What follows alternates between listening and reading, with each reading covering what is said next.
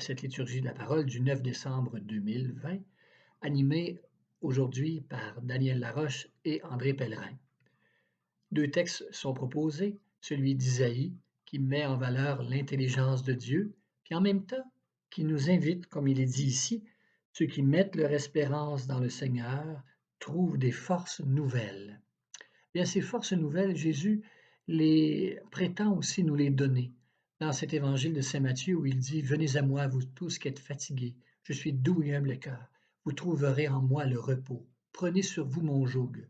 À l'opposé de la loi ancienne qui était asservissante, voilà que Jésus, qui résume la loi et les prophètes dans ces deux commandements de l'amour de Dieu et du prochain, nous invite non seulement à s'approcher de lui, mais à accueillir, à le suivre aussi sur cette voie.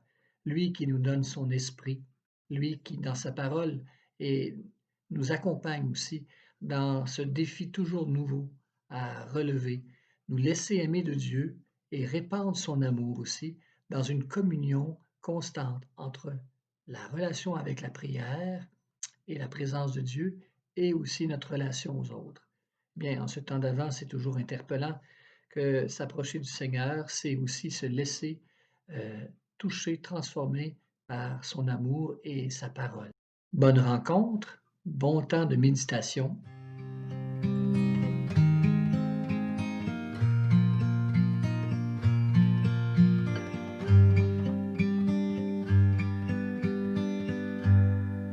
Aux gens qui peinent et qui s'affolent, allez dire ne craignez pas, gardez confiance en sa parole, car l'espérance ne ment pas. Préparez un chemin pour la paix. Prenez courage, le jour est proche. Prenez courage, il est à nos portes. L'Emmanuel apporte l'amour et sa lumière transforme nos jours. Et sa lumière transforme nos jours. Il vient le Fils de la promesse et l'Esprit repose en lui. Avec justice, avec sagesse, il soutiendra les plus petits. Préparez un chemin pour la joie. Prenez courage, le jour est proche. Prenez courage, il est à nos portes. L'Emmanuel apporte l'amour et sa lumière transforme nos jours. Et sa lumière transforme nos jours. Réconfortés dans leurs attentes, les plus pauvres et les exclus, les malheureux que désenchante l'amour auquel ils ne croient plus. Préparez un chemin pour l'amour. Prenez courage, le jour est proche. Prenez courage, il est à nos portes.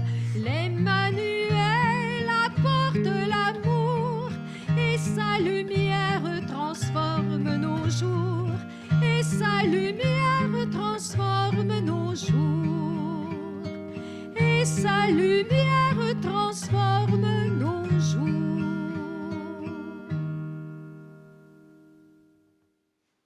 Bienvenue à vous tous et toutes. Nous sommes heureux de vous rencontrer pour cette célébration de la parole.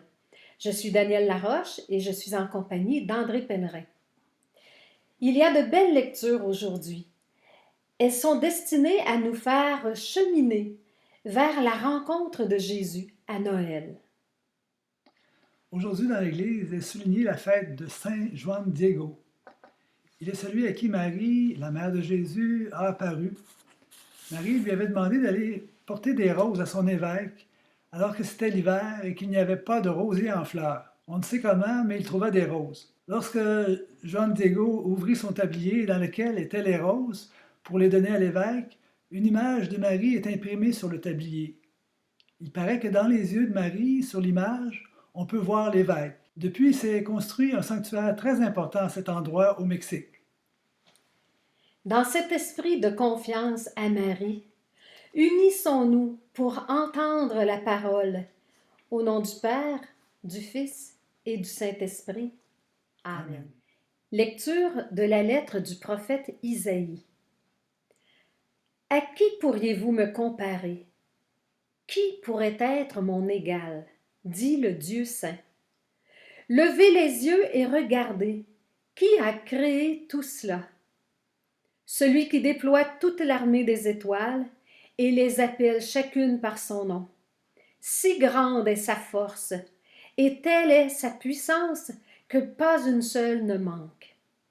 Jacob, pourquoi dis-tu? Israël, pourquoi affirmes-tu? Mon chemin est caché au Seigneur, mon droit échappe à mon Dieu. Tu ne le sais donc pas? Tu ne l'as pas entendu? Le Seigneur est le Dieu éternel. Il crée jusqu'aux extrémités de la terre.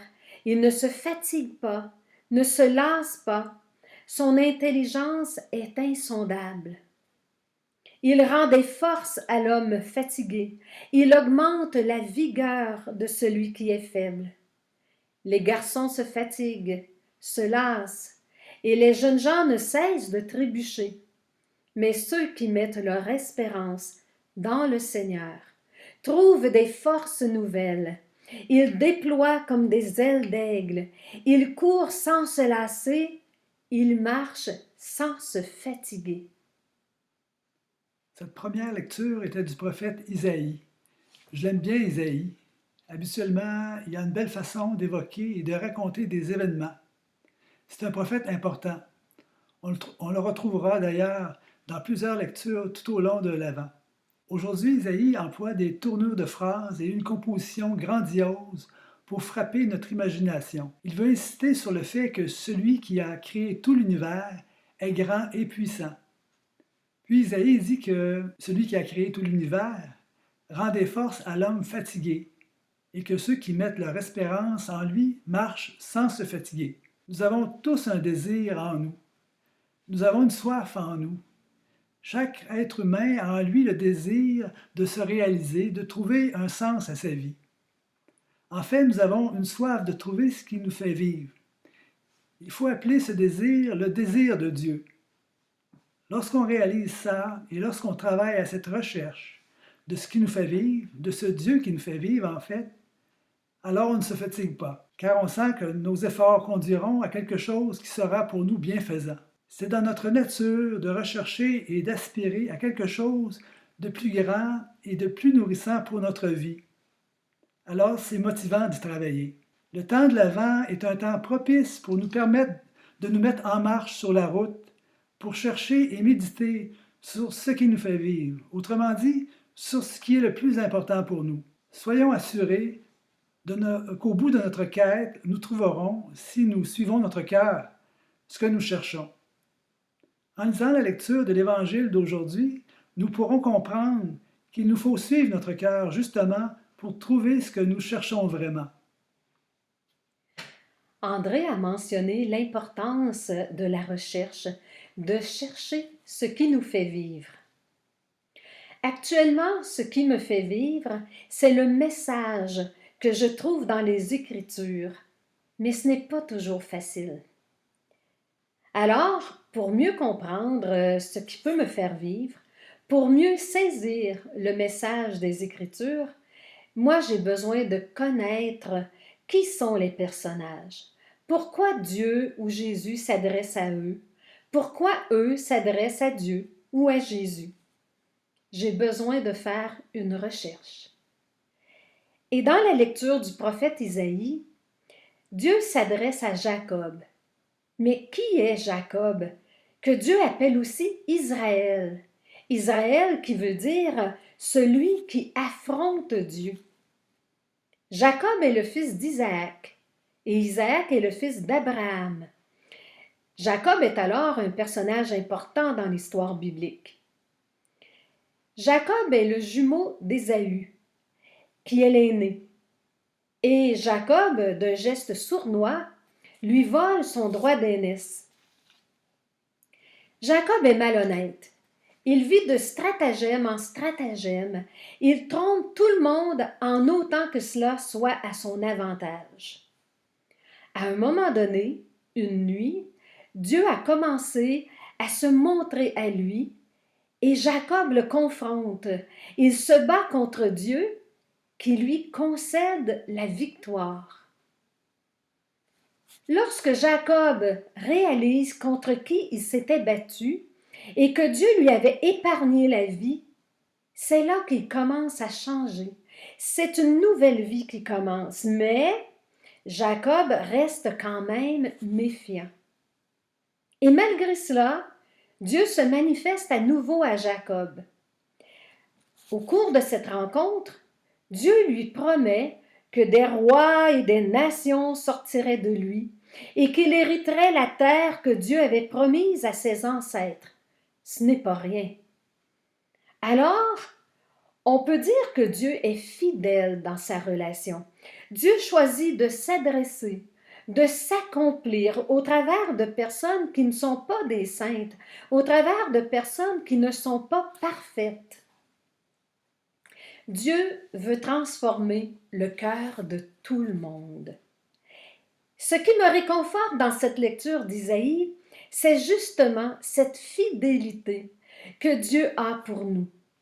Malgré ma petitesse, mes défauts, mes travers, Dieu reste. Malgré les choix que je fais, qui sont parfois des détours, Dieu reste. Malgré que je fasse des erreurs, Dieu reste. C'est lui qui me donne la force, la vigueur, des ailes à chaque fois que je mets mon espérance en lui. Pour vous aussi, le Seigneur est là. Osez questionner ce que vous lisez. Osez vous attarder aux versets, aux mots que vous ne comprenez pas, aux noms que vous ne connaissez pas. C'est là-dedans qu'on trouve des perles. C'est là-dedans que notre cœur s'ouvre à la présence de Dieu. Peut-être allez-vous dire qu'on pouvait comprendre cette lecture sans savoir qui était Jacob.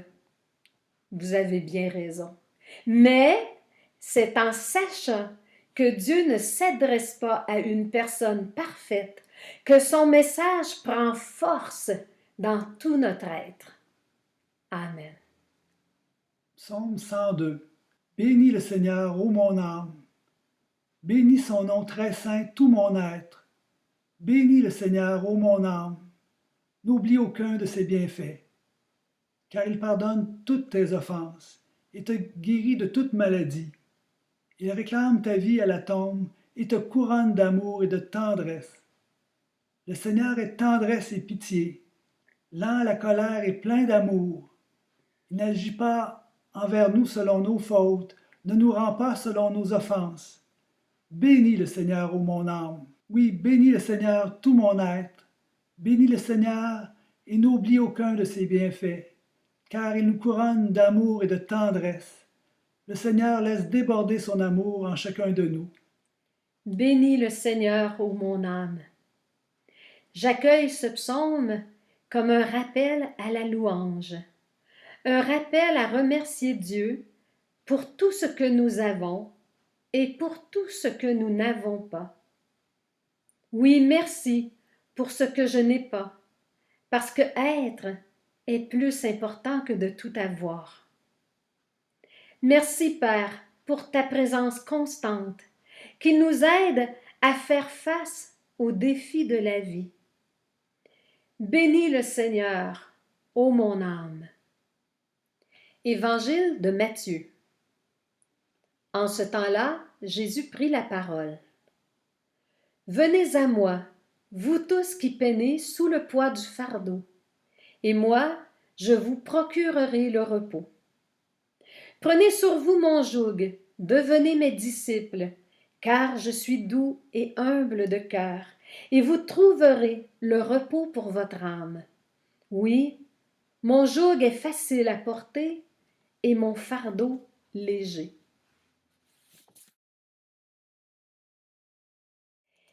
Il y a un magnifique chant de Robert Lebel qui porte le titre « Venez à moi, vous qui peinez ». Vous pouvez le trouver facilement sur Internet, seulement en écrivant le titre. Et je me suis inspirée un petit peu de ce chant. Vous qui avez vécu des choses difficiles, qui vous ont marqué et qui ont laissé des traces dans votre cœur, dans votre corps, Jésus vous dit « Venez à moi, je vous soulagerai ». Vous qui êtes épuisés et qui commencez à manquer de courage et d'espoir, Jésus vous dit « Venez à moi, je vais vous soulager ».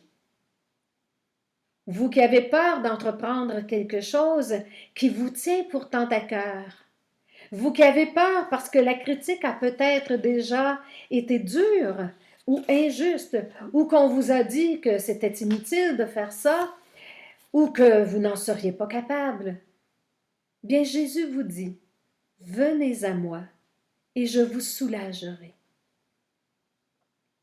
Venez à moi. Mais comment est-ce que je vais à Jésus? Le meilleur moyen que j'ai trouvé pour l'instant, c'est de retourner à sa parole, à son enseignement, à son message d'amour. Et lorsque nous lisons son message, laissons-nous questionner.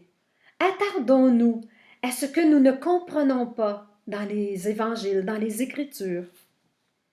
Moi, j'ai découvert que les phrases ou les versets que je ne comprends pas, c'est là que Jésus me parle personnellement. C'est un nœud que j'ai en moi et que Jésus essaie de défaire par ces paroles que je ne comprends pas. J'aimerais terminer avec ceci.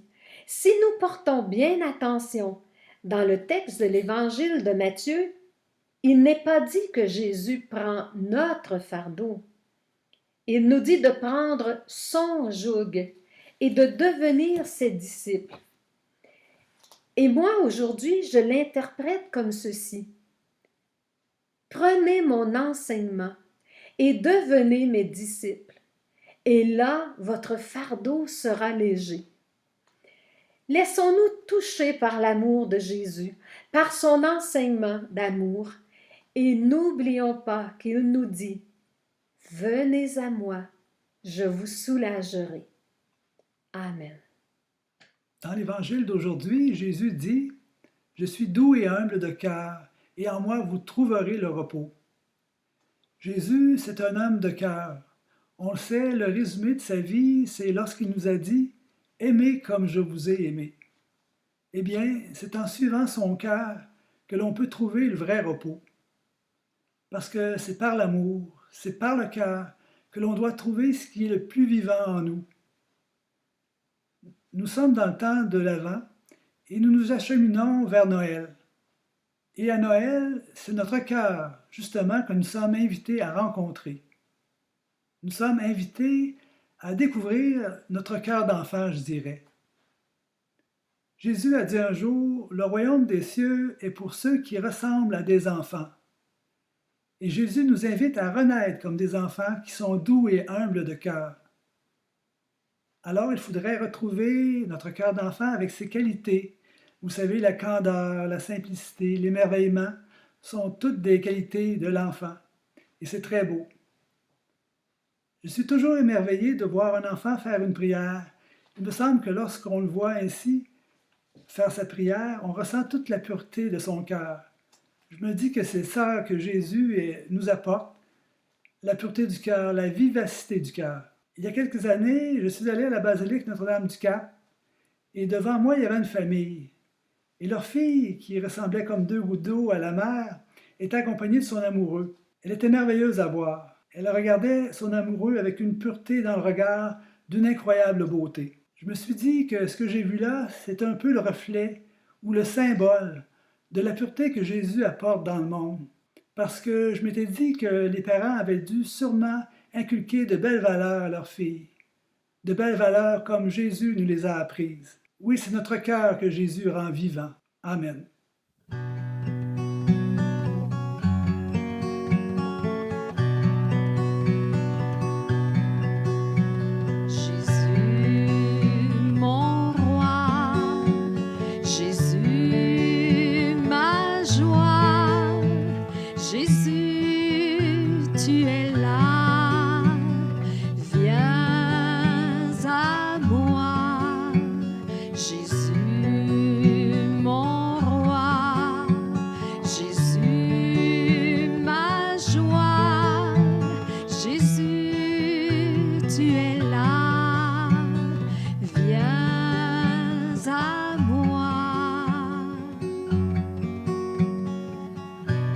fait d'amour et plein de douceur, cœur plein de paix et plein de tendresse, cœur se penchant sur notre misère, pour nous offrir dans la gloire à notre Père. Jésus, mon roi, Jésus, ma joie, Jésus, tu es là, viens à moi. Cœur bienveillant et plein de bonté, cœur pur et fort, plein de charité, cœur embrassant toutes nos douleurs, pour les offrir dans la gloire à notre Père. Jésus, mon roi, Jésus, ma joie, Jésus, tu es là, viens à moi. Cœur glorieux et cœur plein de feu, cœur d'où jaillit la source de vie, cœur amoureux nous ouvrant le ciel, pour nous offrir dans la gloire à notre Père. Jésus, mon roi, Jésus, ma joie, Jésus, tu es là, viens à moi. Jésus, mon roi, Jésus, ma joie, Jésus, tu es là, viens à moi.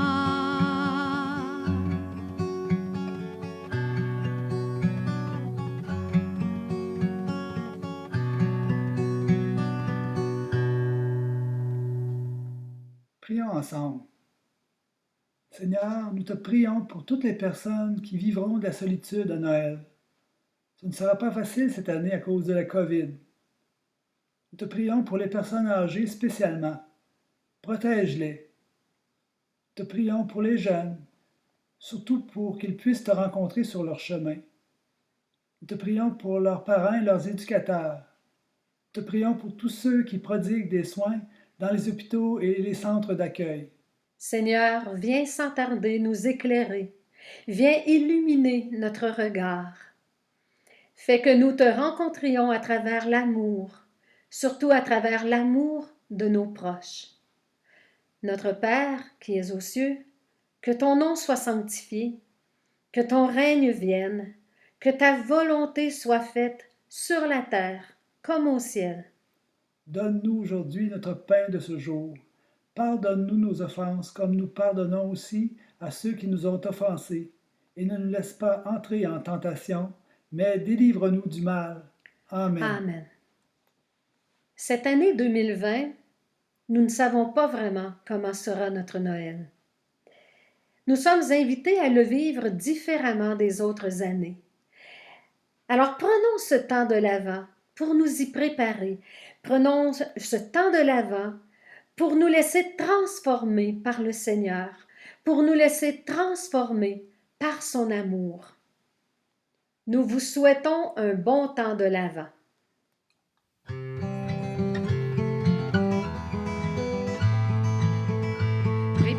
Préparez à travers le désert les chemins du Seigneur. Écoutez, veillez, ouvrez vos cœurs, car il vient, le Sauveur. Tracez dans les terres arides une route aplanie pour mon Dieu. Les ravages seront relevés, tous les monts et les collines abaissées. Préparez les chemins du Seigneur. Écoutez, veillez, ouvrez vos cœurs, car il vient, le Sauveur. Élève avec force ta voix, le voici, ton berger ne craint pas, il rassemble tous ses enfants, les conduit sur les chemins de la vie.